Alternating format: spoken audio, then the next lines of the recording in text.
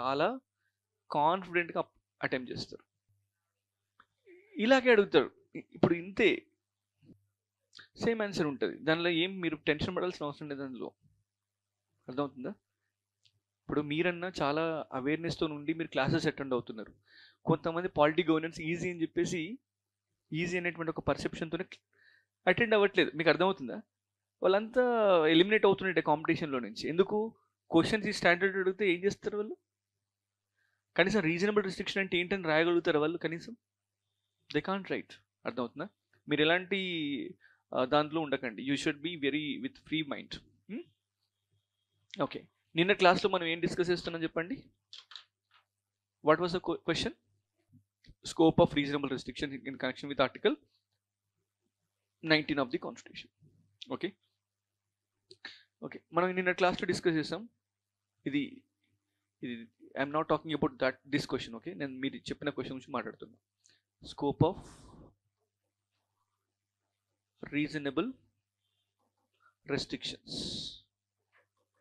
on article 19 of the constitution. Okay okay, first మీరు ఇంట్రొడక్షన్లో మీరు ఎన్ని రకాలుగానే రాయొచ్చు ఆన్సర్. ఇలానే రాయాలని లేదు. నిన్న చెప్పిన ఆన్సర్కి ఇవాళ చెప్పిన ఆన్సర్ డిఫరెన్స్ ఉంటుంది. ఓకేనా? దాన్ని చూసి భయపడకండి. ఓకే, మీరు ఇంట్రొడక్షన్ ఏం రాయాలి? Okay, fundamental rights or liberties in India are not absolute, these are qualified in nature. Qualified in nature. Qualified అంటే రైట్స్ పైన రీజనబుల్ రెస్ట్రిక్షన్స్ ఉంటే దాన్ని ఏమనాలి? క్వాలిఫైడ్ అనాలి. Qualified in nature. Okay, the reasonable restrictions will ensure okay the better enjoyment of the rights okay without affecting the rights of the others. ఇది introduction. ఓకేనా? తర్వాత Article 19 is a group of rights or group of liberties granted to the people which act as a backbone for the civil liberties in the country or political democracies in the country. Okay, అప్పుడు ఏం రాస్తారు? For instance article 19 clause 1 A B C D అని రాస్తారు. రాసి ఏ దేనికి సంబంధించింది, B దేనికి సంబంధించింది, సి దేనికి సంబంధించింది రాస్తారు. దానికి రెస్పెక్టివ్ లైన్లో ఏం రాస్తారు? Reasonable restrictions. However, Article 19 does not grant the absolute right. It provides the reasonable restrictions in the following manner. Okay, here the reasonable restriction means, here the reasonable restriction means చెప్పండి.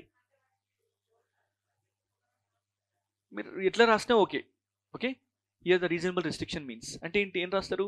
ఏ such restrictions must have been sanctioned in the constitution and such restrictions must be reasonable, that is necessary and needful. ఈ రెండు conditions fulfil అయితేనే దాన్ని ఏమంటారు? Reasonable restrictions అంటారు. అర్థమవుతుందా? Okay, ఈ next ఇంకేం రాస్తారంటే okay any reasonable restriction must be reasonable according to the constitution, where Supreme Court in various judgments held that the reasonable restrictions various judgments అంటే ఎగ్జాంపుల్ చూడండి. Shreya Singhal versus Union of India. A case? Shreya Singhal versus Union of India. గుర్తుందా మీకు? What is this case about? In Shreya Singhal case, Supreme Court held that Section 66A is unconstitutional. Section 66A of IT Act is unconstitutional. నేను చెప్తాను అసలు IT Act గురించి చెప్తాను, ఎందుకంటే ఇది అవసరం. ఎందుకంటే సోషల్ మీడియా పైన చర్చ జరుగుతున్న క్రమంలో సోషల్ మీడియా పైన ఖచ్చితంగా క్వశ్చన్ వస్తుంది. ఓకేనా? దానికి సంబంధించినటువంటి ఇన్ఫర్మేషన్ ఇస్తాను. ఈ కేసులో సుప్రీం కోర్ట్ ఏం చెప్పింది అంటే yes restrictions are available on the rights of the citizens but restrictions must be reasonable. When the restriction shall be reasonable, okay, the restriction must be sanctioned by law. It must be proportional. What is that? Proportional. Okay, it must be needful. ఈ మూడు conditions follow అయితేనే దాన్ని ఏమన్నారంట supreme court ప్రకారం? Reasonable restriction. అంటే the state has a power to regulate the rights of the people okay without violating the constitution. అర్థమవుతుందా? thus the liberties under article 19 of the constitution are open for every citizen. They can have the beneficial enjoyment of all these rights, but at the same time they need to observe restrictions placed over them in the form of laws, rules and regulations అని చెప్పేసి మీరు conclude చేస్తే సరిపోతుంది అంతే. చూడండి ఎంత సింపుల్గా రాస్తారు ఆన్సర్. దీనిలో ఏదైనా కాంప్లికేషన్ ఉందా? So that's how we need to understand the question. Okay right. తర్వాత నెక్స్ట్ క్వశ్చన్ చూడండి. What is the next question?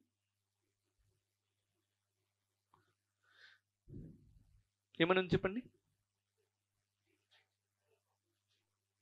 Needful. Okay right. అది ఉందా క్వశ్చన్? అయిపోయింది కదా. ఇప్పుడు now we are talking about this. Right of movement and residence throughout the territory of India are freely available to Indian citizens, but these rights are not absolute. Comment. దేనిపైన question?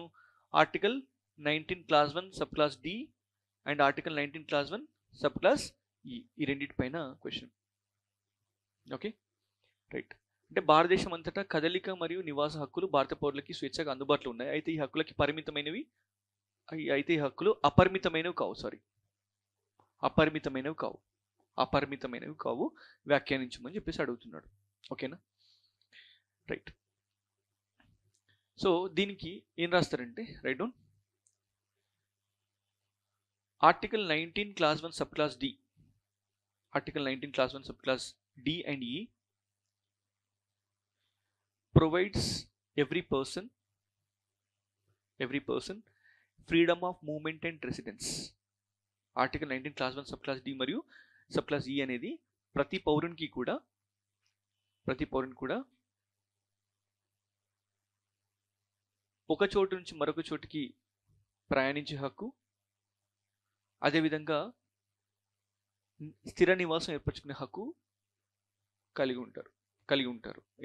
Every citizen will be having these rights. Okay, these will empower a citizen.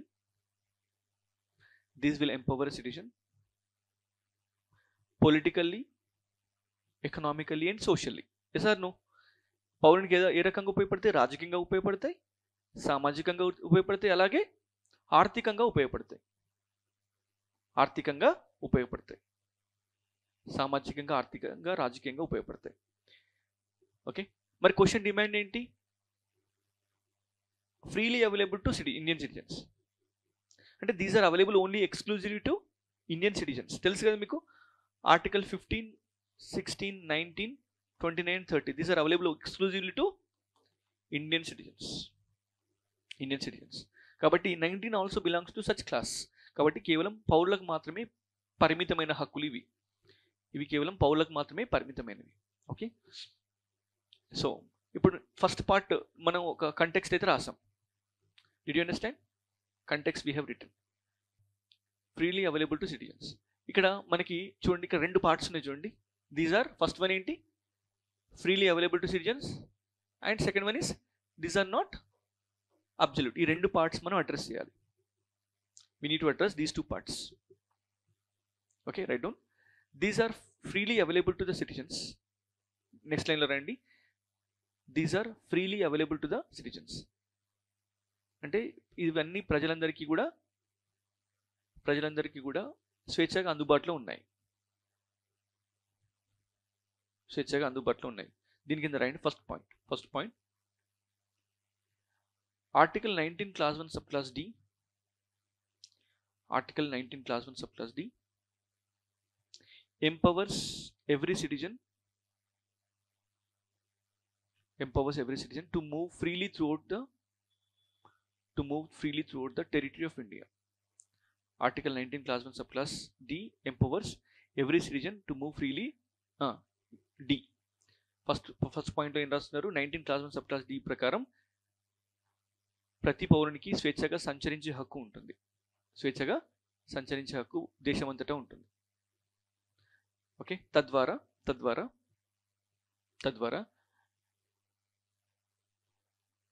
దేశంలో ఏక పౌరసత్వం అనే భావన బలపడడంతో పాటుగా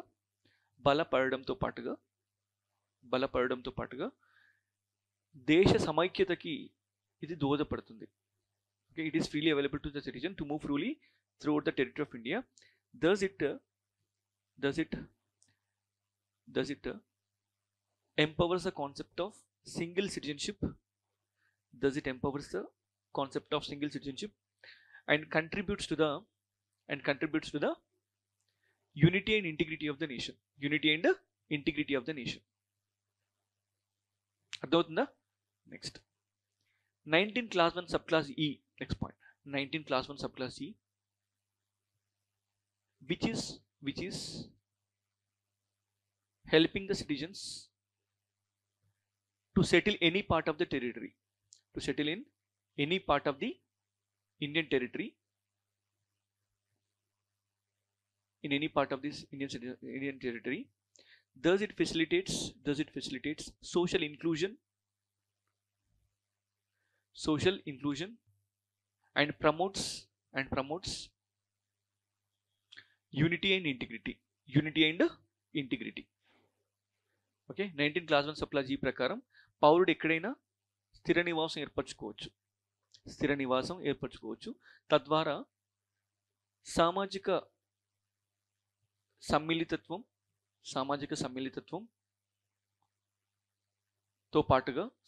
సమ్మిళితత్వంతో పాటుగా ఏం రాశారు? What did you right? And more over and తద్వారా దేశ ఐక్యత మరియు సమగ్రత బలపడేందుకు దోహదపడుతుంది. అర్థమవుతుందా? ఇప్పుడు చూడండి ఏం రాస్తున్నాం? These are freely available to Indian citizens. Next line because of the above rights any citizen can enjoy liberty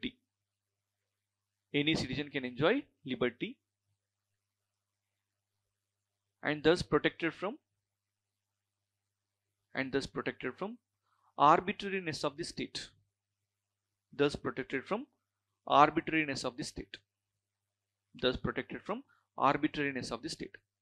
okay, అర్థమవుతుందా?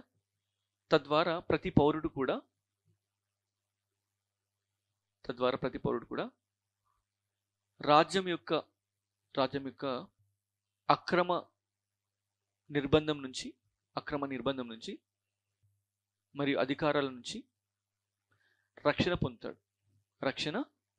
కాబట్టి చూడండి, did we address these are freely available to Indian citizens. అర్థమవుతుందా? Now let us understand this area, but these are not absolute. So వీటిపైన కొన్ని పరిమితులు ఉంటాయని అంటున్నాడు. Okay, however right down next line. However these rights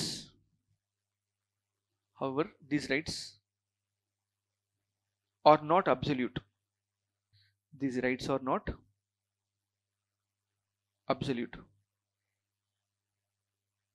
Because of the following reasons.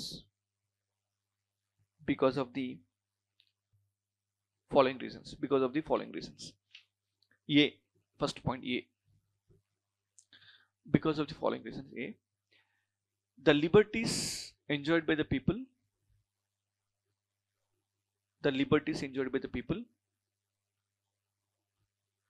shall not be harming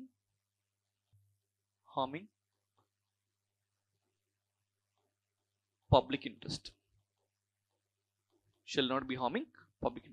అంటే పౌరుల స్వేచ్ఛ అనేది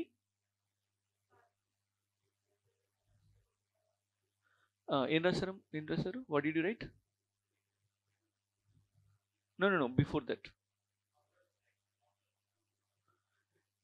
అయినప్పటికీ కానీ ఈ హక్కులు నిరపేక్షమైనవి కావా? ఎస్, నిరపేక్షమైనవి కావు, అబ్సల్యూట్ కావు. వీటిపైన కొన్ని పరిమితులు ఉంటాయి. వీటిపైన కొన్ని పరిమితులు విధించబడతాయి. ఎందుకంటే ఫస్ట్ ఏం రాస్తున్నారు? రైట్ డౌన్ ద లిబర్టీస్ అంటే పౌరుల హక్కులు. రైట్ డౌన్ పౌరుల స్వేచ్ఛ సమాజ శ్రేయస్సుకి భంగం వాటిల్లకూడదు. Yes are no? సమాజ శ్రేయస్సుకి భంగం వాటిల్లకూడదు. That is the first reason. సమాజ శ్రేయస్సుకి భంగం వాటిల్లకూడదు. That is the first point. Okay, సమాజ శ్రేయస్సుకి భంగం వాటిల్లకూడదు. Next second point. Next state can impose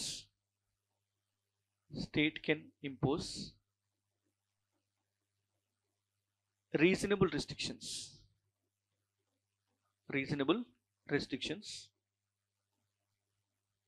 to ensure better coordination in the society. Okay, అంటే ఏంటి? ప్రభుత్వం ఏం చేయొచ్చు? ప్రజలపైన కొన్ని సహేతుకమైన నిబంధనల్ని ఇంపోజ్ చేయడం ద్వారా సమాజంలో సామాజిక సమన్వయాన్ని సాధించవచ్చు.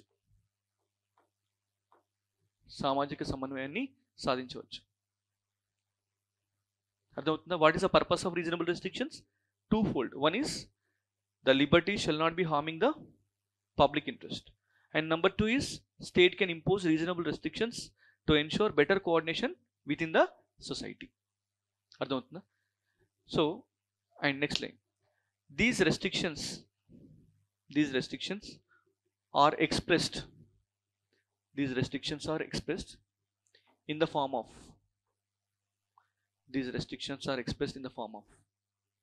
okay, A 19 class 5 of the constitution.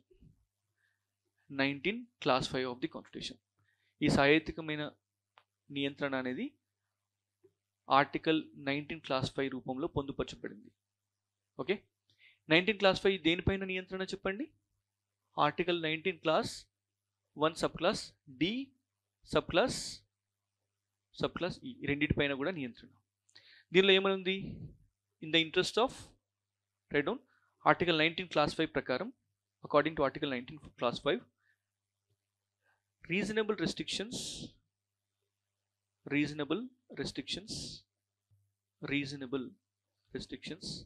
can be imposed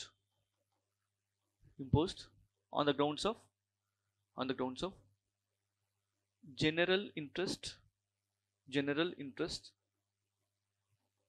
of the public and the interests of scheduled tribes. Okay, అంటే ప్రజా సంక్షేమం దృష్ట్యా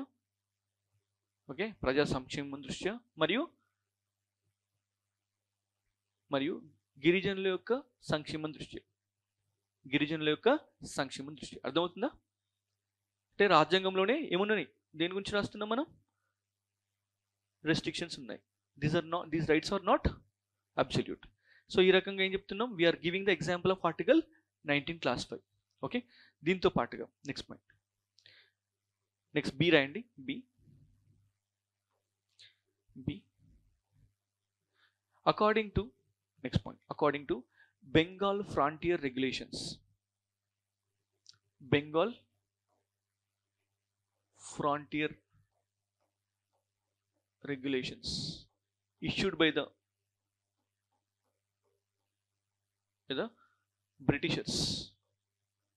Actually, we have adopted the British laws in India. That's why you can say this is what Indian law. Now it is what is it? Indian law. According to the Bengal frontier regulations issued by the Britishers, there is a concept of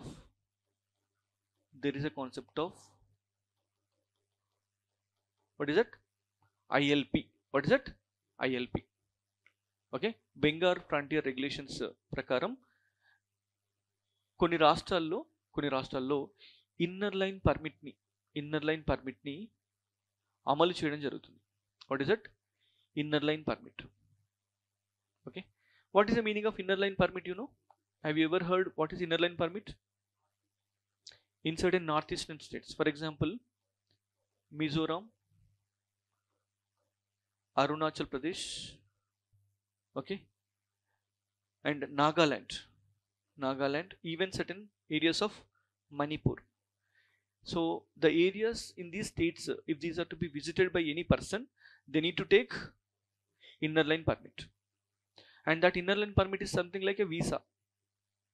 Okay, when you want to visit America, how you take visa, in the same fashion your purpose of visit, your duration of stay, ఎన్ని రోజులు అక్కడ ఉంటావు, okay, ఏ purpose కోసం వెళ్తున్నావు, అలాగే కొన్ని conditions, అక్కడ ల్యాండ్ని కొనుక్కోవద్దు, అక్కడ ఉన్నటువంటి నేటివ్స్ని వివాహం చేసుకోవద్దు, ఇవన్నీ కూడా దేనిలో ఉంటాయి, ఐఎల్పిలో ఉంటాయి. So this is the second dimension you can write. Okay, and third one according to Wildlife Protection Act, according to Wildlife Protection Act, okay, according to Wildlife Protection Act and Environment Protection Act, a person shall not have the right to movement, shall not have right to movement and residence in the core zones of the forest. Okay, ఈ చట్టాల ప్రకారం ఏ వ్యక్తి అయినా కూడా ఎక్కడ నివసించొద్దు, ఎక్కడ right to movement ఉండదు, core zones of the forest, రక్షిత అడవుల్లో they don't have the right to movement and settlement. Tell me, is it right according to the constitution? Yes or no? Right. Enduku right? What is that? General interest of the public, hence it is right. Okay, next point, in the schedule and tribal areas,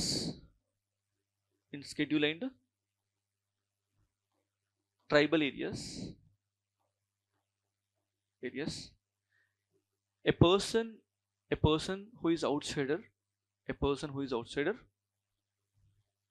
has no right of settlement,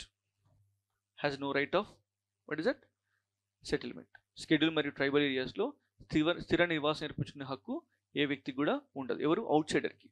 ఎందుకంటే అక్కడ land sale అనేది అవుట్ సైడర్కి చేయాల్సినటువంటి అవకాశం లేదు.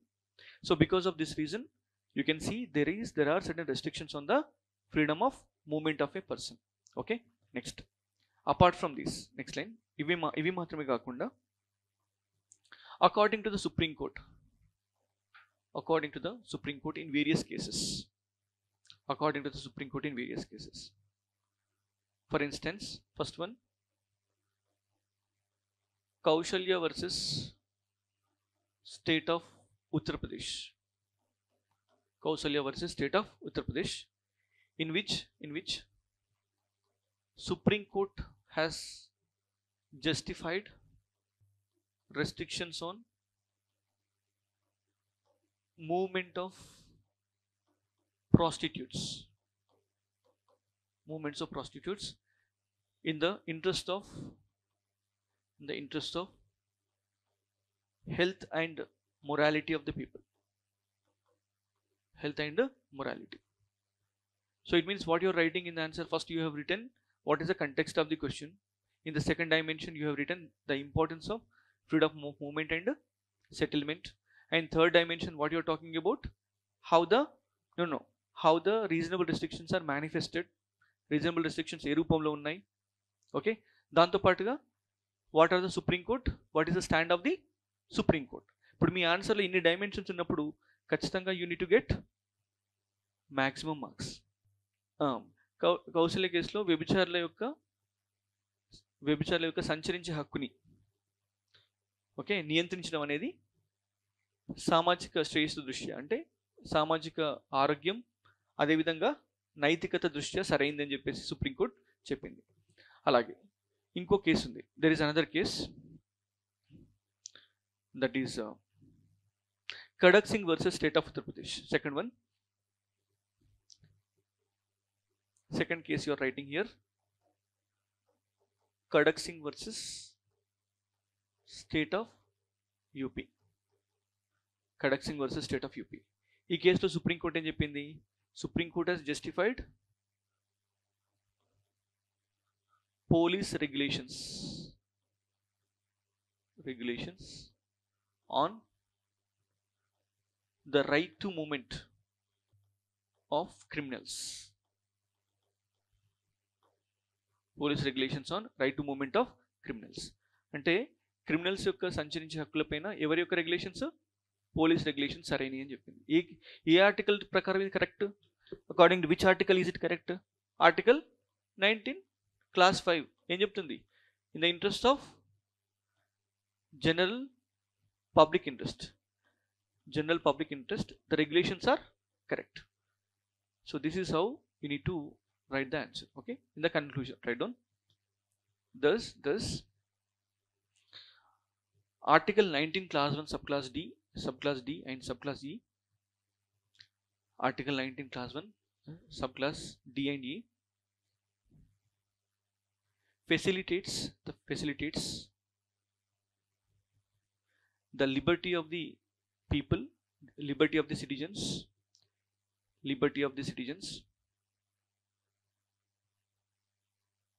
to enjoy the rights of citizenship,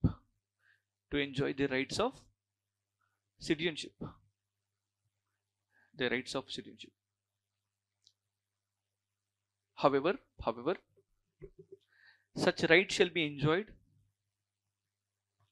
such rights shall be enjoyed in compliance with general public interest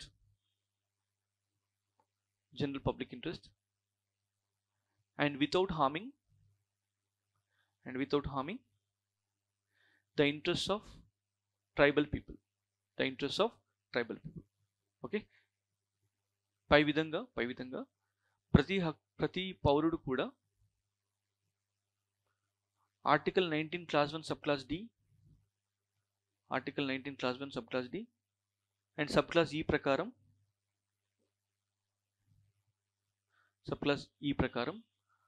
ఒక పౌరుడిగా తన పౌరసత్వానికి సంబంధించిన హక్కుల్ని అనుభవించవచ్చు.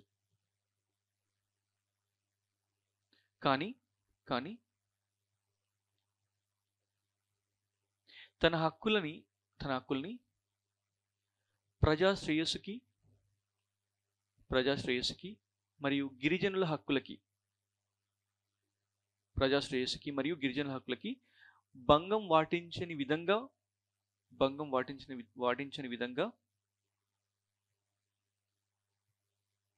ఉండాల్సినటువంటి అవసరం ఉంది. So this is what the conclusion. మీరెవరు? మీరు ఏ సబ్జెక్ట్కి వచ్చారు? ఇక్కడ నోట్స్ ఏది?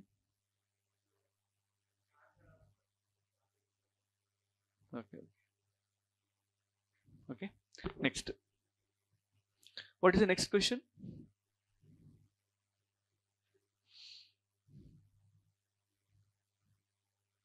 Okay, what is? Write down this question.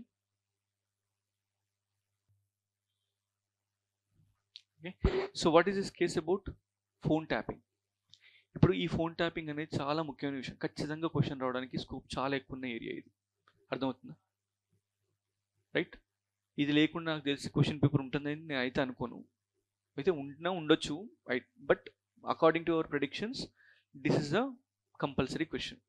Okay right, ఇక్కడ ఏమడుగుతున్నాడు చెప్పండి? What is phone tapping, what are the safeguards, రక్షణలు ఏంటి ఫోన్ ట్యాపింగ్ నుంచి? ఓకేనా, రైట్. ఫస్ట్ వాట్ ఈస్, ఇక్కడ మనం ఆన్సర్ రాసేటప్పుడు ఖచ్చితంగా మనకు డెఫినేషన్స్ చాలా ముఖ్యం. ఆ డెఫినేషన్స్ అనేటివి మన ఆన్సర్ యొక్క నేపథ్యాన్ని, ఇంట్రొడక్షన్ గురించి తెలుపుతూ ఉంటాయి. సో ఇప్పుడు ఈ ఆన్సర్ని ఎలా ఇంట్రొడ్యూస్ చేయాలి చెప్పండి? ఫోన్ ట్యాపింగ్ అంటే ఏంటి అని చెప్పడం ద్వారా ఇంట్రొడ్యూస్ చేస్తాం. We need to introduce the answer by saying what is phone tapping.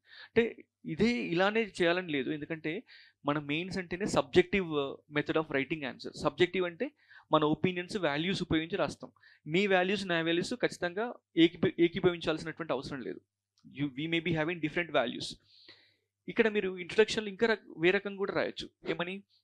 Article 19 clause 1 sub clause article 19 clause 1 sub clause A ప్రకారం ప్రతి వ్యక్తికి కూడా free and speech, freedom of speech and expression అనేది ఖచ్చితంగా ఉంటుంది. ప్రతి ఒక్కరికి వాక్ స్వాతంత్రం ఉంటుంది.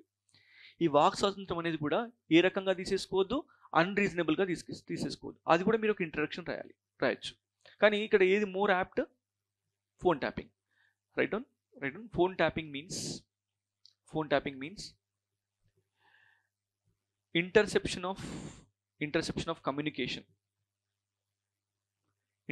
of communication which is held between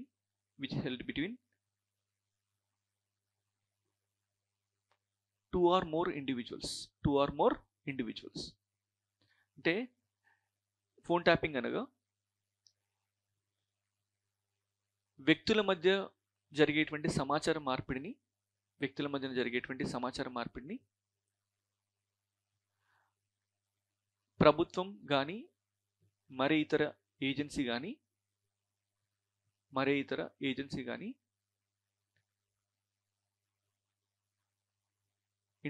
interception అంటే తెలుగులో ఏమంటారు? ఏజెన్సీ కానీ చట్ట విరుద్ధంగా వినే ప్రయత్నం చేయడం. చట్ట ప్రకారం కానీ వినే ప్రయత్నం చేయడం. దాన్ని ఏమంటున్నాం? ఫోన్ ట్యాపింగ్ అంటున్నాం. ఓకేనా? రైట్. మరి ఫోన్ ట్యాపింగ్ అనేది ఏ ఆర్టికల్ కిందకి వస్తుంది? రైట్, ఏ ఆర్టికల్ కిందకి వస్తుంది? జనరల్గా మనం అనుకునేది 19 Clause 1. Generally what we consider is article 19 Clause 1 sub clause A. కానీ వాస్తవానికి in fact not only article 19 Clause 1 sub clause A, it is also covered under article 21 of the constitution. ఎందుకు చెప్పండి? ఎందుకంటే సుప్రీంకోర్టు పర్సనల్ లిబర్టీ అనేటువంటి కాన్సెప్ట్ని మేనకా గాంధీ కేసులో చాలా expand చేసింది. సుప్రీంకోర్టు ఏం చేసింది? Maneka Gandhi versus Union of ఇండియాలో అసలు పర్సనల్ లిబర్టీ అంటే ఏంటి అనేటువంటి కాన్సెప్ట్లో చాలా ఒక విస్తృతమైన ఒపీనియన్ ఇచ్చింది. లిబర్టీ అంటే ఏంటంటే తెలుసా? It includes what? The triangle of rights. Liberty includes triangle of rights. దీనికి గోల్డెన్ ట్రయాంగిల్ అని చెప్పింది సుప్రీంకోర్టు. ఏం చెప్పింది? దీనిలో ఏముంటే ఆర్టికల్ 21, ఆర్టికల్ 19, ఆర్టికల్ 14. అంటే లిబర్టీ అనేది చాలా వెరీ వెరీ బ్రాడ్ కాన్సెప్ట్ అనమాట. It is not narrowly confined concept within the provisions of article 19 clause 1 subclass A. Rather, it is very very broader and wider. It includes not only article 19 but also 21, 14 and 19 అని చెప్పి supreme court చెప్పింది. Okay, కాబట్టి Liberty is very very broader concept. Okay, right. ఇప్పుడు ఏం రాస్తారు మరి? What you right down? The phone tapping is sometimes is very essential. The phone tapping is sometimes very essential to ensure the protection of the public interest,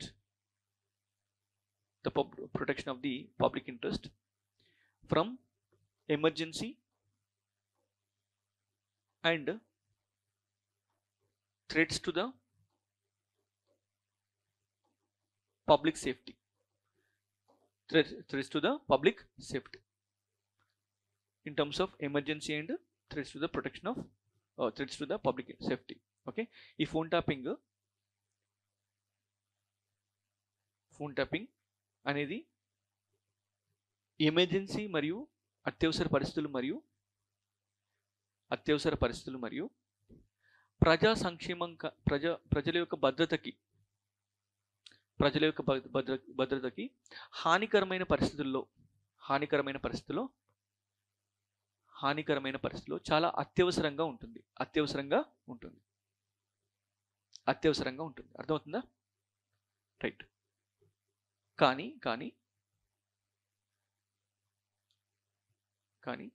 article 21 కానీ first one article 21 of the constitution prakaram, according to article 21 of the constitution, the exchange of liberty, the exchange of communication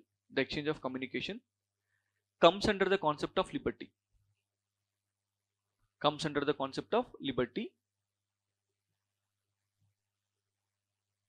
and it cannot be deprived except according to, and it cannot be deprived except according to procedure established by law. Okay, article 21 ప్రకారం సమాచార మార్పిడి అనేది, అంటే communication, సమాచార మార్పిడి అనేది వ్యక్తి స్వేచ్ఛలో భాగం.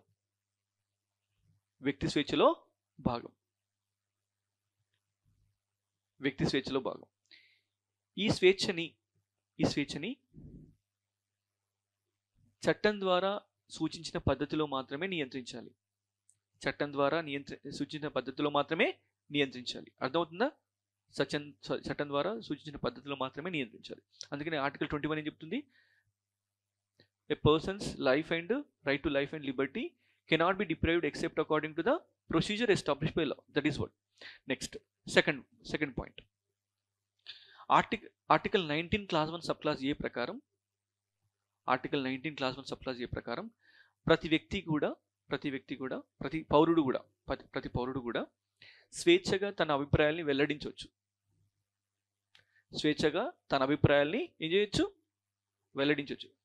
A citizen can freely express his opinions, which is subjected to reasonable restrictions under Article 19 Class 2.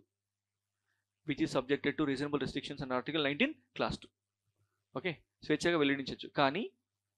కానీ ఈ హక్కు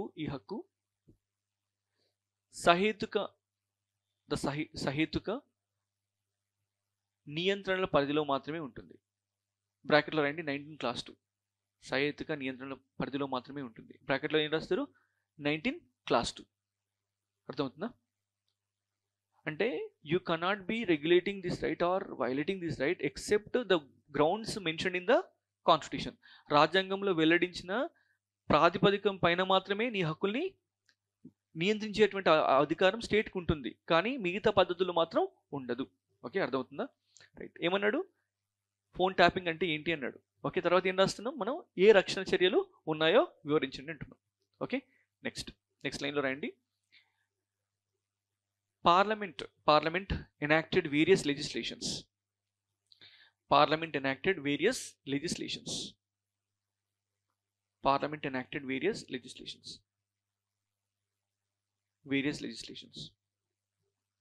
For example, first one, Indian Telegraph Act of 1885.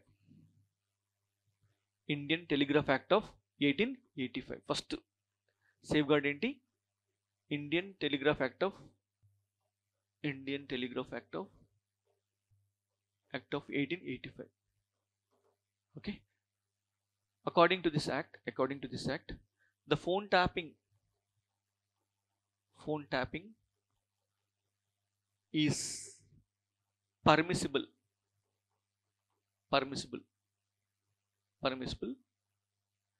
when there is an imminent threat to public safety and due to emergency. A act చెప్తుంది?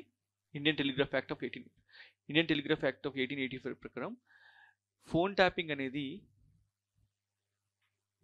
అత్యవసర పరిస్థితి మరియు ప్రజల యొక్క భద్రత దృష్ట్యా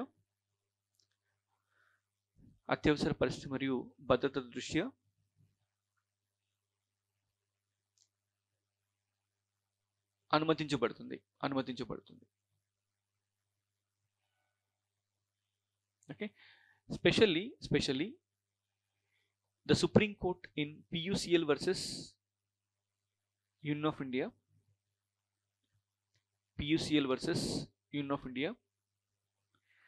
has provided certain safeguards.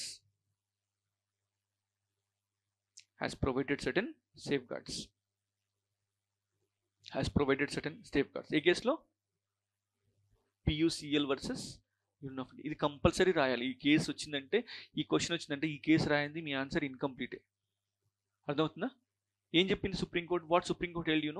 కొన్ని విషయాలు చెప్పింది ఏంటంటే right down supreme court has addressed certain deficits in the law. Supreme court has address certain deficits in the లా. చట్టంలో ఉన్న లోపాలని సుప్రీంకోర్టు పరిష్కరించింది. ఏంటి లోపం అంటే ఎగ్జిక్యూటివ్ పవర్ ఇచ్చింది చట్టం, ఏమని నువ్వు ఫోన్ ట్యాపింగ్ చేసుకోమని. కానీ ఏ పద్ధతిలో చేయాలి ఫోన్ ట్యాపింగ్ అనే దానిపైన మన యాక్ట్లో క్లారిఫికేషన్ లేదు. There is no clarification how this phone tapping must be done, what is the procedural safeguards, these are not mentioned in the law. కాబట్టి ఎవరిచ్చారు దీనికి సంబంధించినటువంటి పద్ధతుల్ని? సుప్రీంకోర్టు. అర్థమవుతుందా? Section 5 Clause 2 of the Indian Telegraph Act empowers the government to indulge in the phone tapping, but it does not mention the safeguards. Okay, what are the safeguards the Supreme Court has provided in the PUCL versus Union of India case? Right on, first one, A. The phone tapping must be authorized by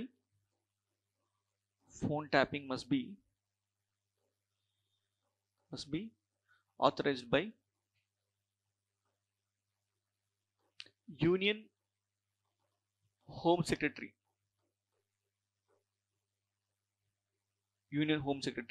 At union level, State Home Secretary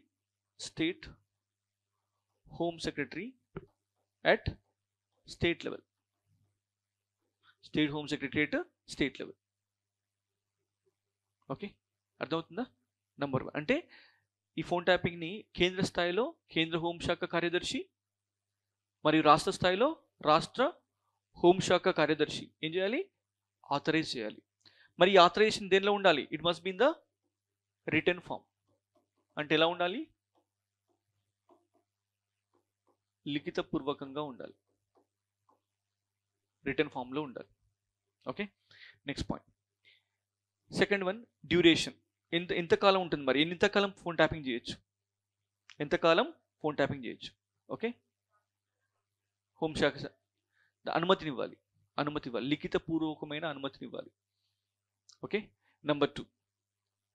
okay, ఈ interception orders ఎలా ఉంటాయంటే it is valid for 60 days. ఎన్ని రోజులు validity ఉంటుంది? 60 days. This can be extendable for what is that 180 days. అంటే మొదటగా 60 రోజులు అనుమతి ఉంటుంది, ఆ తర్వాత అది ఎన్ని రోజుల వరకు ఎక్స్టెండ్ చేయొచ్చు? 180 days వరకు ఎక్స్టెండ్ చేయొచ్చు. Extendable to 180 days. మొదటగా 60 రోజులకు మాత్రమే అనుమతి ఉండి తర్వాత దాన్ని 180 రోజుల వరకు కూడా దాన్ని కొనసాగించవచ్చు. ఓకే, మరి కొనసాగించాలంటే ఏం చేయాలి? Right down. Next point, in order to extend beyond 60 days,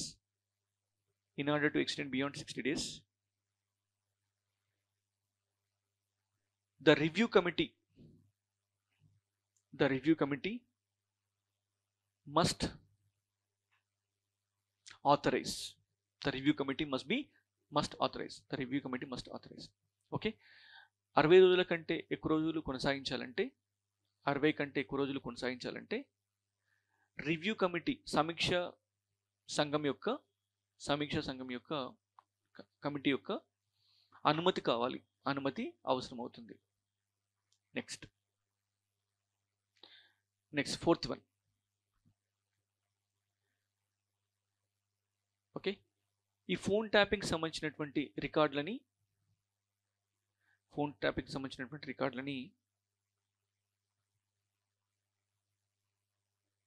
maintain చేయాలి, అంటే దాన్ని భద్రపరచాలి. we need to maintain, right on, maintenance of the records of phone tapping. Okay, and disposal is possible only when they are no longer required.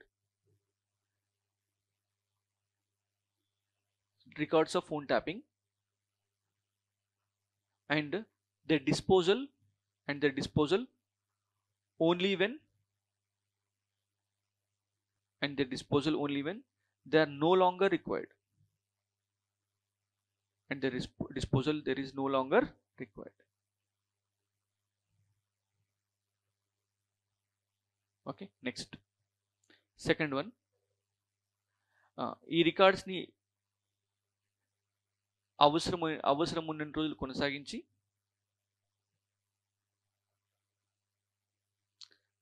అవసరం ముగిశాక దాన్ని ఏం చేయాలి? ధ్వంసం చేయాలి.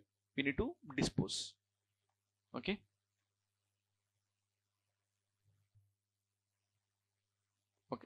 Next, Supreme Court in Puttaswamy versus Union of India case. Supreme Court in Puttaswamy versus Union of India case held right to privacy is fundamental right. Right to privacy is fundamental right under Article 21 of the Constitution. Under Article 21 of the Constitution. The right to privacy అంటే ఏంటి? Privacy అంటే ఏంటి? The private matters of the individual shall not be interrupted neither by the state nor by the society. That is what called as right to privacy. అది నేను చెప్తా మళ్ళీ. Okay, అంటే ఈ రకంగా కోర్టు ఏం చెప్తుంది, రైట్ టు ప్రైవసీని ఫండమెంటల్ రైట్గా ప్రకటించడం వల్ల ఫోన్ ట్యాపింగ్ నుంచి రక్షణ పెరిగిందా తగ్గిందా? పెరిగింది. Right on. This particular verdict safe guards unauthorized interception of information. This right ఏమని చెప్పారు? This particular safeguard prevents unauthorized interception of information by the state. Okay, ఈ రక్షణ వల్ల ఏ రక్షణ? Declaring right to privacy as a fundamental right. ఈ రక్షణ వల్ల అనధికారికంగా వ్యక్తి యొక్క సమాచారాన్ని పొందకుండా ప్రభుత్వాన్ని నిరోధిస్తుంది. This is how you need to understand. Okay, next, according to information technology act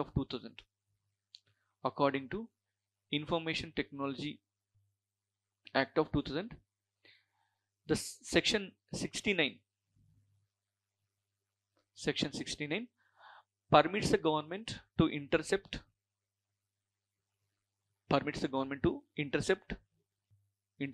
monitor and decrypt the information. Which section? Section 69. Information technology చట్టం 2000 ప్రకారం, 2000 ప్రకారం ప్రభుత్వం సెక్షన్ 69 అనుసరించి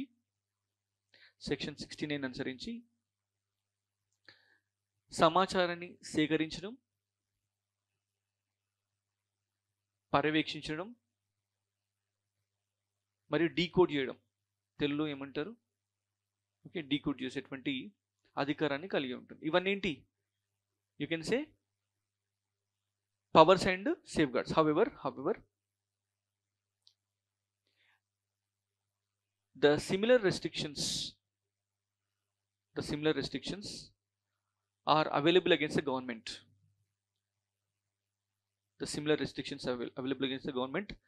Which are provided under Indian Telegraph Act. కానీ Indian telegraph act చట్టం ప్రకారం ఉన్న రక్షణలు section 69 ప్రకారం కూడా వర్తిస్తాయి. అర్థమవుతుందా? ఇప్పుడు చూడండి, ఇప్పుడు మీరు ఏమేమి రాస్తారు చెప్పండి. You have given the constitutional provisions, legal provisions and also supreme court judgments. ఇంతకంటే మించి మీరు ఏం రాస్తారు చెప్పండి? మీరు ఇంకా ఏది కూడా రాయాల్సిన అవసరం లేదు. ఇది రాస్తే సరిపోతుంది. సొల్లు సుత్తి లేకుండా రాయండి ఆన్సర్. ఇలా ఒక వర్డ్ కూడా అన్నెసెసరీగా రాసినట్టు ఉండొద్దు. అంత నీట్గా మనం ఆన్సర్స్ రాస్తే, నీట్గా హ్యాండ్ రైటింగ్ కూడా చాలా నీట్గా ఉండాలి, ఎగ్జామినర్కి ఇంప్రెసివ్గా ఉండాలి మనం రాసే ప్రజెంటేషన్. ఓకే, ప్లస్ మనం రాసేటువంటి కూడా క్లియర్గా తనకు కనిపించాలి. మనం ఏ ఆర్టికల్స్ రాస్తాం, ఏ చట్టాలు రాస్తాం అనేది క్లియర్గా కనిపించాలి. మరి ఇప్పుడు చివరికి కన్క్లూజన్ ఏం రాస్తారు? బ్యాలెన్స్డ్గా ఉండాలి. ఎప్పుడైనా గుర్తుంచుకోండి, ఏ కన్క్లూజన్ అయినా కూడా కొత్త పాయింట్ని రేజ్ చేయొద్దు.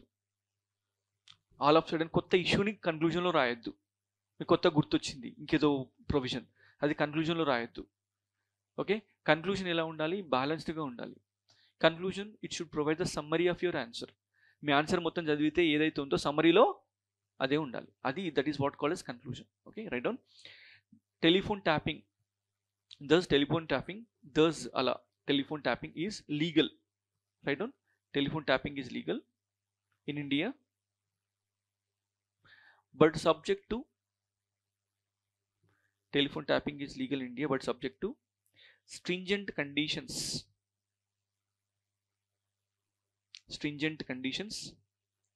and safeguards to prevent its misuse. ఈ రకంగా పై విధంగా దేశంలో టెలిఫోన్ ట్యాపింగ్ అనేది చట్టబద్ధమైనది. టెలిఫోన్ ట్యాపింగ్ అనేది ఏంటిది? చట్టబద్ధమైనది. కానీ దీనిపైన కఠినమైన నియంత్రణలు చట్టాల రూపంలో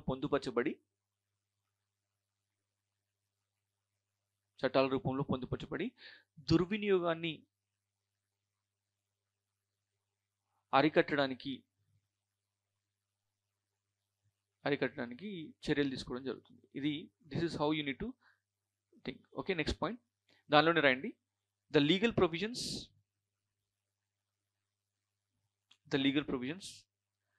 coupled with judicial guidelines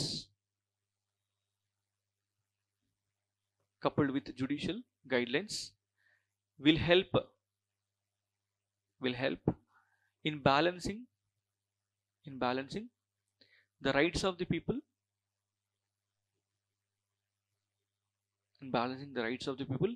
and interest of the state. Balancing the rights of the people and interest of the state. అర్థమవుతుందా? అంటే చట్టపరమైనటువంటి నిబంధనలు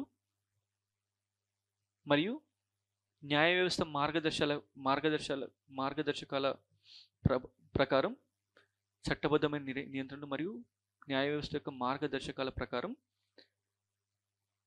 వ్యక్తి హక్కులు, వ్యక్తి స్వేచ్ఛ మరియు ప్రజా ప్రయోజనాల మధ్యన ఒక సమతౌల్యాన్ని నెలకొల్పేటువంటి అవకాశం ఉంది. ఓకే, ఇవన్నీ ఏంటి? So this is how you need to right the answer. Okay, ఖచ్చితంగా నాకు తెలిసి ఈ క్వశ్చన్ కంపల్సరీ ఎగ్జామినేషన్ వస్తుంది. కానీ ఊరికి ఏదో సొల్లు రాస్తే మార్క్స్ రావు. ఖచ్చితంగా మీరు ఎగ్జాక్ట్గా constitution provisions, legal provisions, supreme court guidelines ఖచ్చితంగా మీరు రాయాల్సిన అవసరం ఉంటుంది. Okay, right. బేసికల్గా ఇది చాలా ఇంపార్టెంట్ పాయింట్ ఏంటంటే fundamental rights are mostly available against the state. అంటే రాజ్యం పైన వచ్చేటివి ఫండమెంటల్ రైట్స్. ఓకే, నీ యొక్క సమాచారాన్ని ఎవరైనా అనాథరైజ్డ్గా చేస్తే దాన్ని నార్మల్ సెక్షన్స్ కింద పెట్టవచ్చు according to IPC and that is BNS etcetera. కానీ ఈ టెలిఫోన్ ట్యాపింగ్ సుప్రీంకోర్టు ఇచ్చిన గైడ్లైన్స్ దీనికి సంబంధించినవి కేవలం రాజ్యం ద్వారా, అంటే state surveillance over the citizens. ఇద్దరు సమాన వనరుల మధ్యన జరిగితే నో ప్రాబ్లం. కానీ స్టేట్ దగ్గర వనరులు చాలా ఎక్కువ, అధికారాలు చాలా ఎక్కువ. పౌరుల యొక్క హక్కులు ఉల్లంఘన గురైతే ఎవరి ద్వారా వచ్చినట్టు ఉల్లంఘన మనం తట్టుకోలేము? స్టేట్ ద్వారా. ఎందుకంటే స్టేట్ని ఎదుర్కొనే శక్తి సామర్థ్యాలు మనకు లేవు. కాబట్టి మనకేముంది? ఆర్టికల్ 32 ఉంది, ఆర్టికల్ 226 ఉంది. తద్వారా న్యాయస్థానాలు ఒక బలహీనుని యొక్క పక్షంలో నిలిచి వీడి యొక్క హక్కుల్ని కాపాడేటువంటి ప్రయత్నం చేస్తాయి. కాబట్టి మీరు చెప్పినటువంటి క్వశ్చన్ ఏంటంటే that is related to breach of privacy. అది డేటా ప్రొటెక్షన్ యాక్ట్ ప్రకారం దాని ప్రకారం చర్యలు తీసుకోబడతాయి. నేను అదే చెప్తున్నా, రైట్ టు ప్రైవసీ అనేది ఫండమెంటల్ రైట్. ఓకే, సుప్రీంకోర్టు వివిధ కేసుల్లో దానిపైన చాలా వ్యాఖ్యానాలు ఇచ్చింది. ఏమన్నదంటే Joseph Shine versus Union of India కేసులో చెప్పింది సుప్రీంకోర్టు. ఏమని? Extra marital relationship are not illegal. అంటే మ్యారేజ్ అనేటువంటి దాంతో ఒక వ్యక్తి యొక్క స్వేచ్ఛని మనం కర్టైల్ చేయలేము. Marriage is not a licence to violate the rights of the people. ఇప్పుడు having extra marital relationship is the right of the person. She has the bodily autonomy. The women has the bodily autonomy. అంటే తనకంటూ తన శరీరానికి స్వేచ్ఛ ఉంటుంది. Marriage అనేది ఏ relationship అనే దానికి అడ్డంకి కాదని సుప్రీంకోర్టు చెప్పింది. అది రాజ్యాంగ తత్వాన్ని ప్రకారం చెప్పింది సుప్రీంకోర్టు. అర్థమవుతుందా? మరి ఇలాంటి సందర్భంలో భార్య యొక్క కన్వర్జేషన్ని సీక్రెట్గా వినడం ఏదైతే ఉందో that is a breach of her privacy. Okay, ఇప్పుడు క్వశ్చన్ వస్తుంది, ప్రైవసీని వైలేట్ చేయడం పెద్ద నేరమా, లేదంటే తను చేసేటువంటి అనెథికల్ యాక్టివిటీస్ని ఎక్స్పోజ్ చేయడం రైటా? ఈ రెండింటి మధ్యన బ్యాలెన్స్ తీసుకుంటే దేనికి ఎక్కువ వెయిట్ ఉంటుంది? Violation of privacy. Puttaswamy judgment వచ్చిన తర్వాత ఒక కేసు వస్తుంది అనమాట. అది I think Vinay Sharma some case. ఆ కేసులో ఏమవుతుందంటే ఇన్కమ్ ట్యాక్స్ డిపార్ట్మెంట్ ఒక వ్యక్తి యొక్క కన్వర్జేషన్ని సీక్రెట్గా వింటది. విని తన యొక్క ట్యాక్స్ ఎగవేత గురించి సమాచారాన్ని సేకరిస్తుంది. ఈ విషయం పైన ఆ వ్యక్తి సుప్రీంకోర్టుకి వెళ్తాడు. వీళ్ళు ఏమంటారంటే, సార్ నేను ట్యాక్స్ ఎగవేత విషయం వీళ్ళు ఎక్స్పోజ్ చేసినప్పటికీ కూడా వీళ్ళు తీసుకున్న మార్గం ఏదైతే ఉందో అది రాజ్యాంగ విరుద్ధం. సుప్రీంకోర్టు కూడా ఏమన్నదంటే, right to privacy has a higher weightage than the purpose for which they have conducted the phone tapping. అంటే ఇక్కడ ఫోన్ ట్యాపింగ్ అనేది అంత తీవ్రమైన నేరంగా పరిగణిస్తుంది కోర్టు. అంటే వ్యక్తి యొక్క ప్రైవసీ అంత ఇంపార్టెంట్. ఎందుకంత ఇంపార్టెంట్ ప్రైవసీ అనేది? ప్రైవసీ అంటే when you are doing some illegal thing and you are not getting protection under the privacy. Everything is legal, everything is your personal. Such matters need not be disclosed to the state or society without your consent. నీ యొక్క అంగీకారం లేకుండా సమాజానికి వెల్లడించకుండా నిరోధించే హక్కుని ఏమంటున్నావు? Right to privacy అంటున్నావు. అర్థమవుతుందా? ఒకవేళ దాన్ని వెల్లడించాలంటే దానికి సామాజికంగా ఒక సహేతుకమైన కారణం అనేది ఉండాలి. There must be public interest. మరి దానిలో పబ్లిక్ ఇంట్రెస్ట్ ఉందా? లేదు. That is a private matter. కాబట్టి కోర్ట్స్ ఆ రకంగా they can take the serious view. Okay, right. So next question, this is next important question. ప్రాథమిక హక్కుల రక్షణలో న్యాయ వ్యవస్థ చాలా ముఖ్యమైన పాత్రని పోషిస్తుంది. చర్చించండి. అర్థమవుతుందా? ఏం రాస్తారు మరి ఇంట్రొడక్షన్లో? ప్రాథమిక హక్కుల రక్షణలో న్యాయ వ్యవస్థ చాలా ఇంపార్టెంట్ రోల్ని పోషిస్తుంది. అది కాదు. అర్థమవుతుందా? ఇక్కడ మీరు ఏం రాయాలంటే జ్యుడిషియరీ యొక్క నేపథ్యం రాయాలి. You cannot write only about fundamental rights. Okay, write down. Judiciary plays a pivotal role, pivotal, pivotal role in safeguarding rights of the people,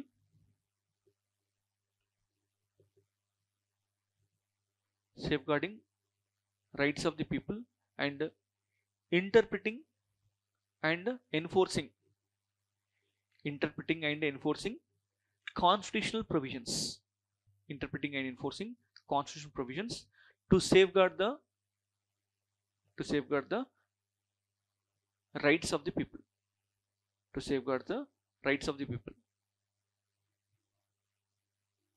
constitutional provisions to safeguard the rights of the people. The Supreme Court and High Courts act as guardians of the Constitution.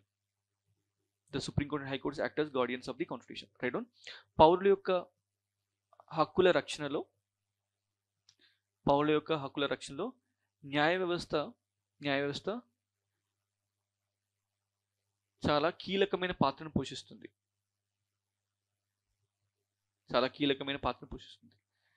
ప్రధానంగా న్యాయ వ్యవస్థ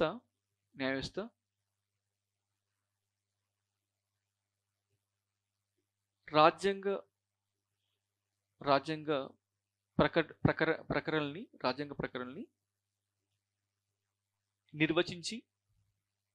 నిర్వచించి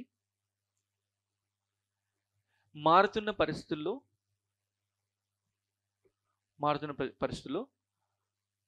పౌరుల హక్కుల్ని రక్షించడానికి తోడ్పడుతుంది. which is possible under Article 32 and 226 of the Constitution. Okay, ముఖ్యంగా న్యాయ వ్యవస్థ ఆర్టికల్ 32 మరియు 226 ప్రకారం పౌరుల హక్కులకి రక్షణను ఇస్తుంది. సో ఇది introduction. Okay, right. Next, the key role of judiciary. Next line, the key role of the judiciary, అది body of the answer. The key role of the judiciary can be seen in the following manner. Okay, so first and foremost function em cheppandi judiciary di. I am talking about higher judiciary, unnata న్యాయ వ్యవస్థ ఏ రకంగా సహాయపడుతుంది చెప్పండి. First one, by exercising the power of judicial review. Exercising the power of, what is it? Yes, judicial review. న్యాయ సమీక్ష. న్యాయ సమీక్ష ఏ article ప్రకారం న్యాయ సమీక్ష? Article 13 clause 2 and 13 clause 1. 13 clause 1 ఏంటి? Invalidation of, what is it? Pre-constitutional laws. 13 class 2, invalidation of post-constitutional laws. Yes, invalidation of post-constitutional laws. ఇది రాయండి.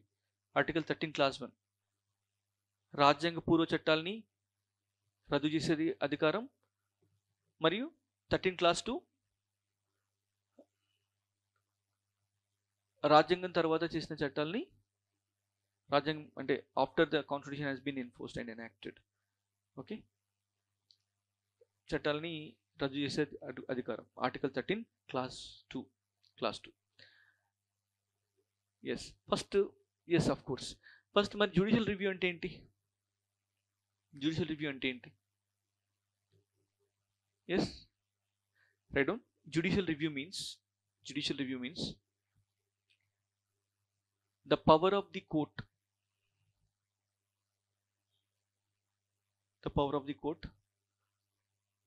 to scrutinize or examine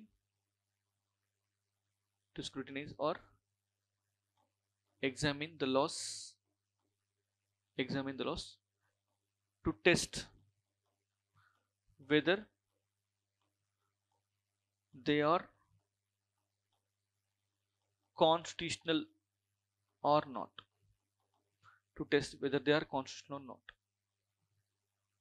okay, judicial review అంటే ఏంటి? న్యాయ సమీక్ష అంటే ఏంటి? న్యాయ వ్యవస్థ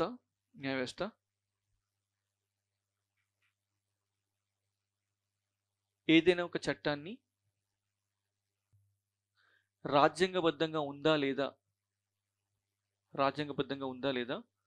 అని పరీక్షించే పద్ధతిని ఏమంటారు? Judicial review. ఏ ఆర్టికల్ ప్రకారం? 13 clause 1 and 13 clause 2 of the constitution. Example రాయండి. Examples are very important. Okay, example. In Shreya Singhal versus Union of India,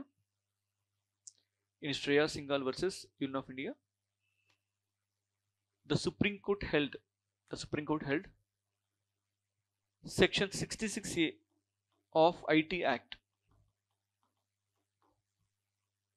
Section 66A of IT Act is unconstitutional. Shreya Singhal versus Union of India కేసులో supreme court section 66A ని రద్దు చేసింది. రాజ్యాంగబద్ధంగా లేదని దాన్ని ఏం చేసింది? రద్దు చేసింది. ఇది example for judicial review. Okay, next, second one, protection of fundamental rights. Protection of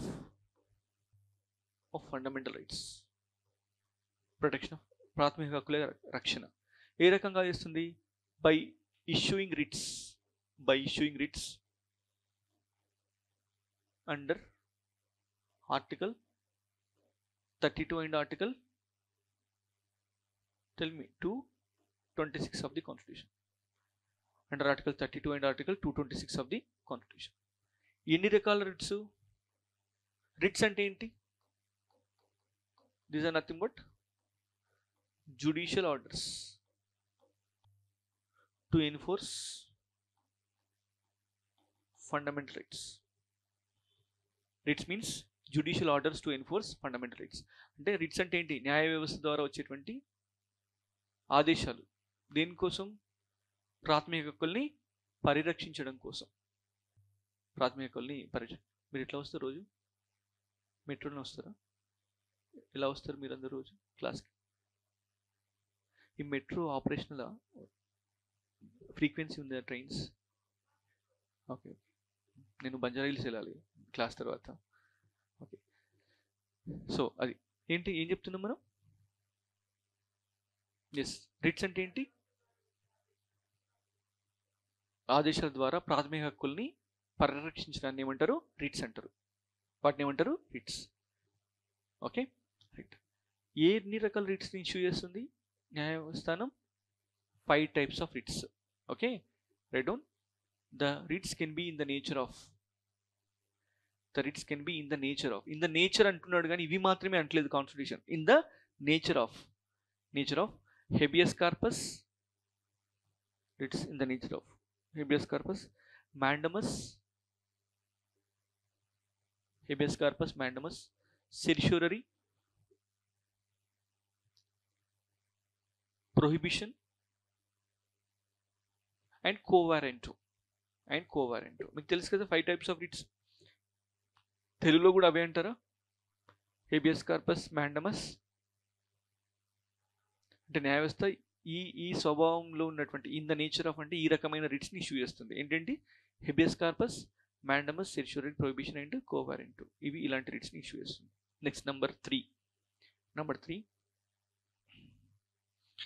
expanding the rights by the interpretation of the constitution.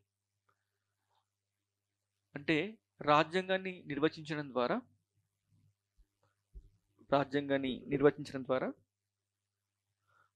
పౌరుల హక్కుల్ని విస్తృతపరచడం. రాజ్యాంగాన్ని నిర్వచించడం ద్వారా పౌరుల హక్కుల్ని చేయడం, విస్తృతపరచడం.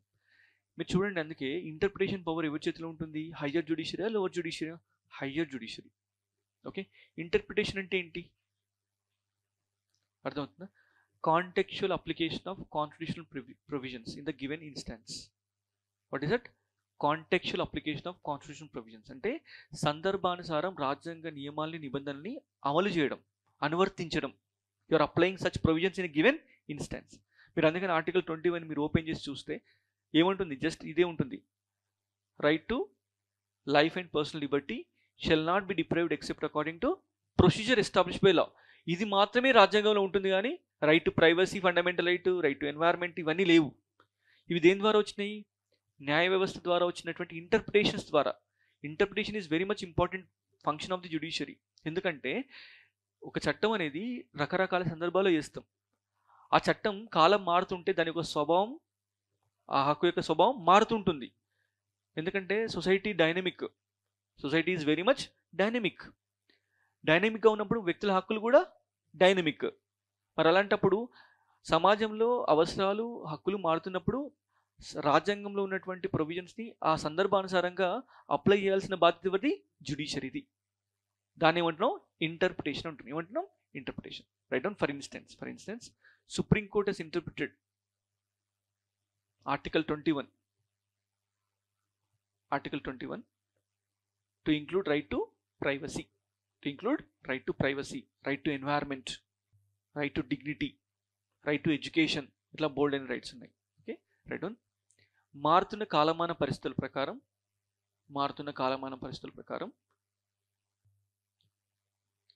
రాజ్యాంగ నిబంధనల్ని సమయానుసారంగా అనువర్తించే ప్రయత్నం న్యాయ వ్యవస్థ ద్వారా జరుగుతుంది. అంటే contextual application of law, contextual application of constitutional principle. దీన్ని మనం ఏమంటాం? ఇంటర్ప్రిటేషన్ అంటారు. దీన్ని ఏమంటారు? తెలుగులో ఏమంటారు?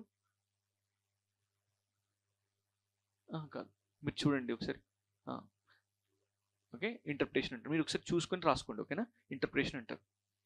ఓకే, ఎగ్జాంపుల్ ఇందాక చెప్పాను కదా, గోప్యత హక్కు. Okay, environment, right to environment, right to marriage, right to sleep, right to shelter, right against torture, custodial torture. ఇలా బోల్డ్ అనే రైట్స్ ఉన్నాయి. ఇవన్నీ ఎవరి ద్వారా వచ్చినాయి? న్యాయ వ్యవస్థ ద్వారా వచ్చినాయి. Next fourth one.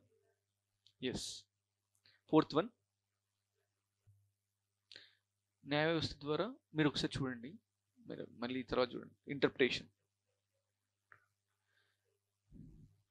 Example right to environment, వాతావరణ హక్కు, అలాగే జీవించే హక్కు, గోప్యత హక్కు, హుందాగా జీవించే హక్కు, ఇవన్నీ కూడా దానిలో భాగం. Okay, next fourth one, introduction of the concept of public interest litigation. Public interest litigation ఏంటి? పబ్లిక్ ఇంట్రెస్ట్ లిటిగేషన్ అంటే జనరల్గా పబ్లిక్ ఇంట్రెస్ట్ లిటిగేషన్ అంటే తెలుసా? What is the public interest litigation? PIL. ఇది మన ఎగ్జామినేషన్లో వాట్ ఈస్ PIL అని కూడా అడగొచ్చు. అర్థమవుతాం, మనం అన్నీ కూడా మనం కలిపి నేను డిస్కస్ చేయాల్సి ఉంటుంది. ఓకేనా, రైట్. అంటే ఒక క్వశ్చన్కి ఆన్సర్ చెప్తే సార్ దానికి మాత్రమే కన్ఫైన్ అవ్వండి అని అంటే దాని యొక్క గ్యాప్స్ వచ్చేసి మీరు ఫేస్ చేయాల్సి వస్తుంది. అందుకని ఏం చేస్తున్నా, when I'm discussing a topic, I'm trying to give some elaborate information regarding the topic that will be helpful to you, right? Public interest litigation అంటే ఏంటి అంటే, నార్మల్గా న్యాయ వ్యవస్థ వివాదాల అసలు న్యాయ వ్యవస్థ ఫంక్షన్స్ ఏంటి? What are the functions of judiciary? First functions, I'm not saying the rule of judiciary in providing protection to fundamental rights. దీంతో పాటుగా అసలు న్యాయ వ్యవస్థ ఎందుకోసం ఉంది దేశంలో, న్యాయ వ్యవస్థ యొక్క ప్రధాన లక్ష్యం ఏంటి? ఓకేనా, చెప్పండి, ఏదైనా ఒక పాయింట్ చెప్పండి. Okay, first and foremost functioning of the judicial system is ensuring dispute resolution. You can write side notes. Okay, judiciary helps in what? Dispute resolution అంటే వివాదాల పరిష్కారం. జ్యుడిషియరీ పని ఏంటి? వివాద పరిష్కారం. Okay, number two implementation of rule of law. Implementation of what is that? Rule of law. Number three, okay, ensuring conducting judicial review. Conducting what is that? Judicial review. Number 4, safeguarding fundamental rights. Number 5, guarding the constitution. Thus upholding the principle of supremacy of the constitution. These are the functions of judiciary. అర్థమవుతుందా? వివాద పరిష్కారం, చట్టబద్ధ పాలన, తర్వాత న్యాయ సమీక్ష, తర్వాత ప్రాథమిక హక్కుల్ని రక్షించడం, తర్వాత రాజ్యాంగ ఆధిక్యతని కాపాడడం. ఇవన్నీ కూడా న్యాయ వ్యవస్థ యొక్క ఫంక్షన్స్. అర్థమవుతుందా? కానీ ఈ డిస్ప్యూట్ రిజల్యూషన్ ఆస్పెక్ట్ మీరు తీసుకుంటే, డిస్ప్యూట్ అనేది ఎవరెవరికి మధ్యన ఉండొచ్చు? Citizen versus what is that? State. ఈ సిటిజన్ వర్సెస్ స్టేట్ అనేటువంటి విషయాన్ని ఎక్కడ ప్రస్తావించాలి మనం? అర్థమవుతుందా? సిటిజన్ వర్సెస్ స్టేట్ అనేటువంటి విషయం, when your rights are violated by state, where you will go? Supreme Court or High Court. When there is a question of citizen versus citizen, you will go to the lower courts, and you can go to the High Court by means of appeals. Okay, నార్మల్గా ఒక కోర్టులో మనం case వేయాలంటే ప్రధానంగా court first ఏం వింటుంది తెలుసా? నీ కేసు వివాదం వినదు.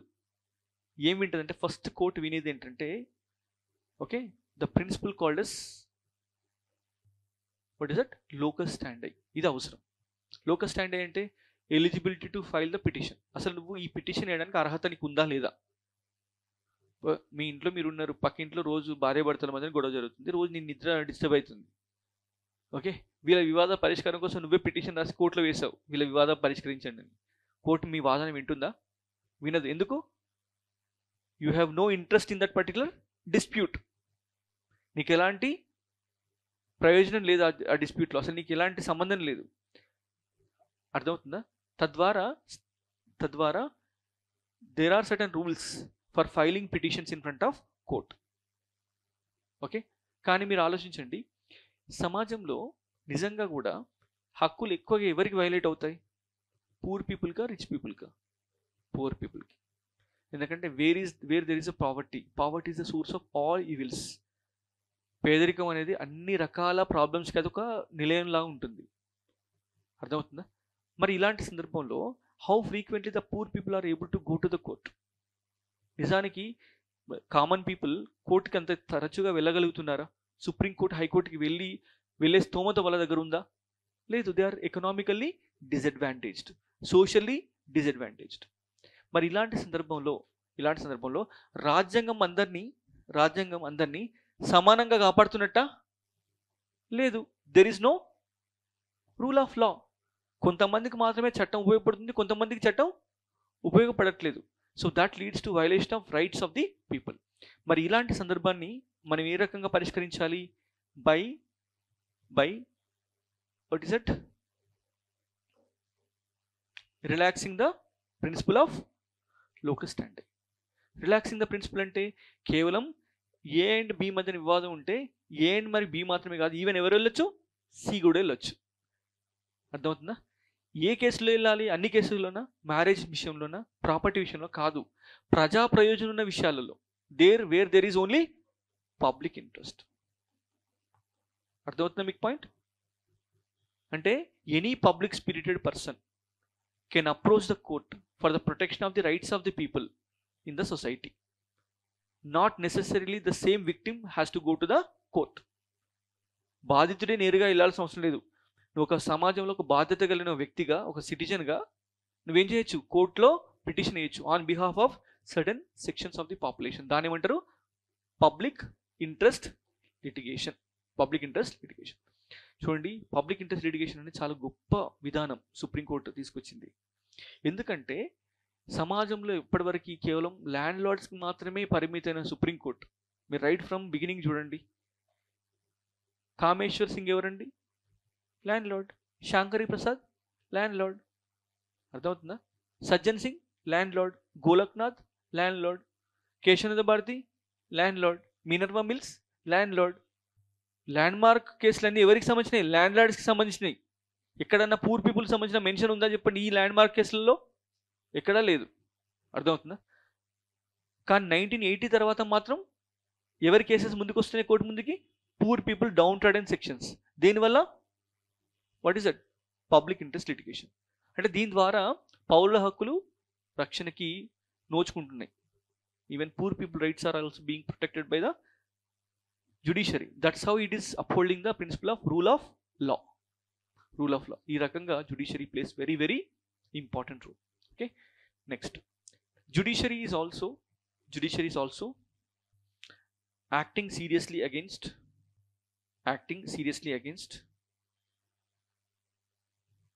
any kind of excesses from executive.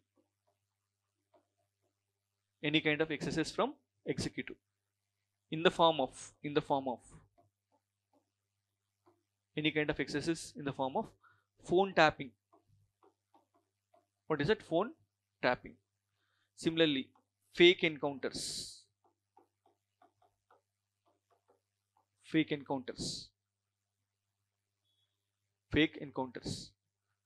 అలాగే unreasonable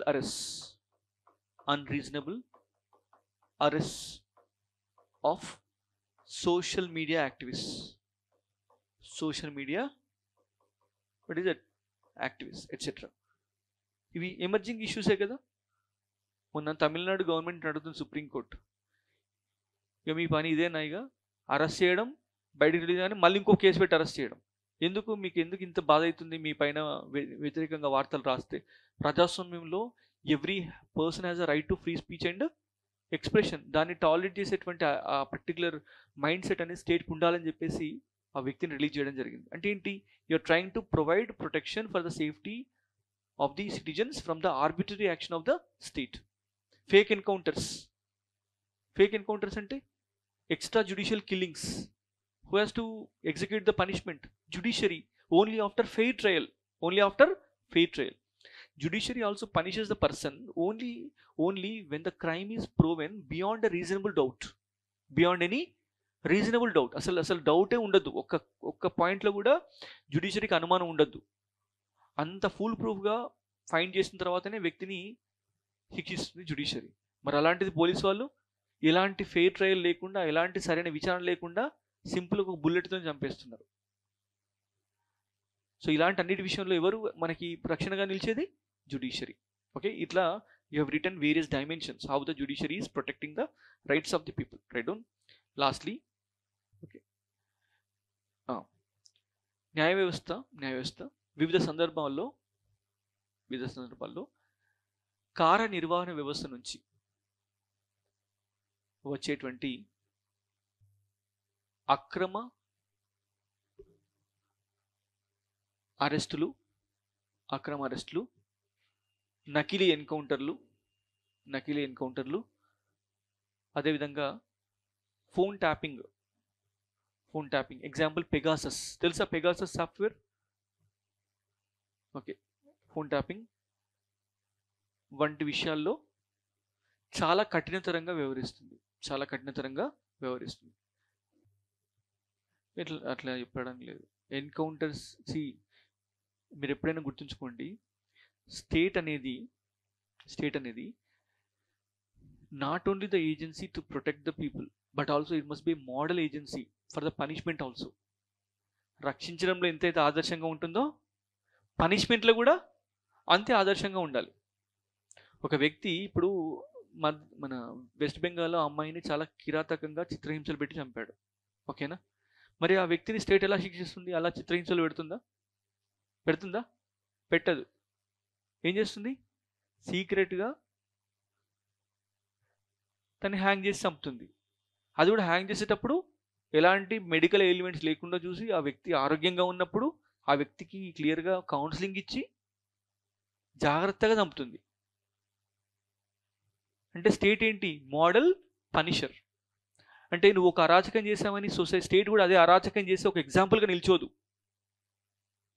మీరు ఆఫ్ఘనిస్తాన్కి వెళ్ళండి, రాళ్లతో కూడా చంపుతారు. అంటే ఒక పౌరుడు తన మనసులో ఏముంటుంది? ఓహో, ఇంత కిరాతకంగా చంపొచ్చు అనమాట అనేది వాని మైండ్లో ఉండిపోతుంది.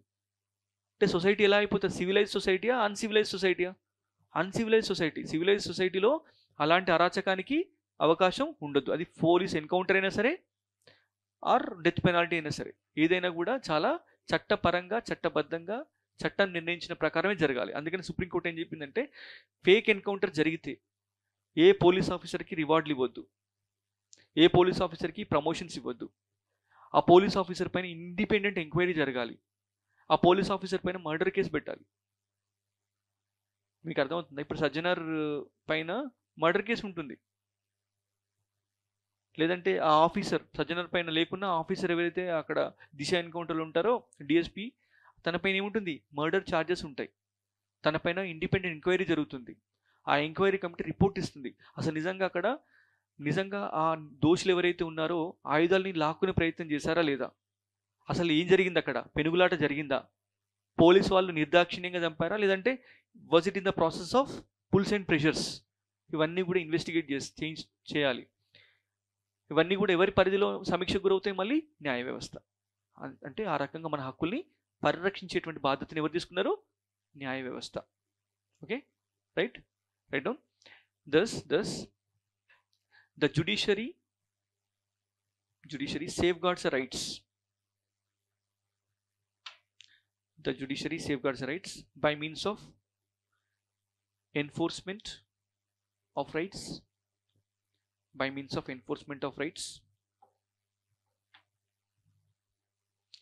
interpretation,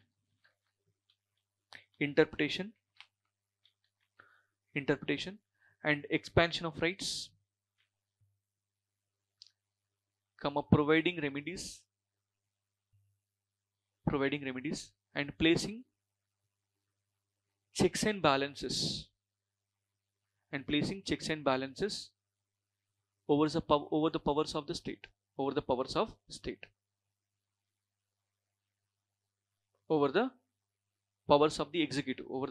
the executive, అర్థమవుతుందా? పై విధంగా న్యాయ వ్యవస్థ చట్టాలని నిర్వచిస్తూ చట్ట పరిధిని మరియు హక్కుల పరిధిని విస్తరిస్తూ కొత్త హక్కుల్ని మనుగడలోకి తేవడంతో పాటుగా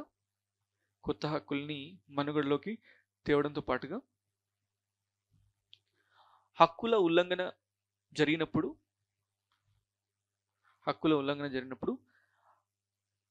సరైన పరిష్కారాలని కూడా వెతకడం ద్వారా న్యాయ వ్యవస్థ పౌరుల హక్కుల్ని ఏం చేస్తుంది, పరిరక్షిస్తుంది. ఈ రకంగా మీరు ఆన్సర్ రాయాలి. Okay okay then what is the next question? What is social media? Do you think social media must be regulated? Okay, నేను ట్రాన్స్లేట్ చేస్తాను. ఓకే, సోషల్ మీడియా అంటే ఏమిటి? మీరు సోషల్ మీడియాను నియంత్రించాల్సినటువంటి అవసరం ఉందని అనుకుంటున్నారా? Okay, this is not the question. Okay, this is not the question.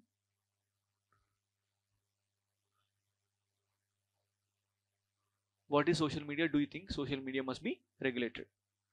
Okay, so let us discuss this topic tomorrow. Okay na? ఇవాళ రేపు కొంచెం బిజీగా ఉంటారు. రేపటి నుంచి నేను మండే నుంచి మీకు నేను అడుగుతాను. మ్యాక్సిమం సేమ్ టైం ఉండేలాగా చెప్తాను.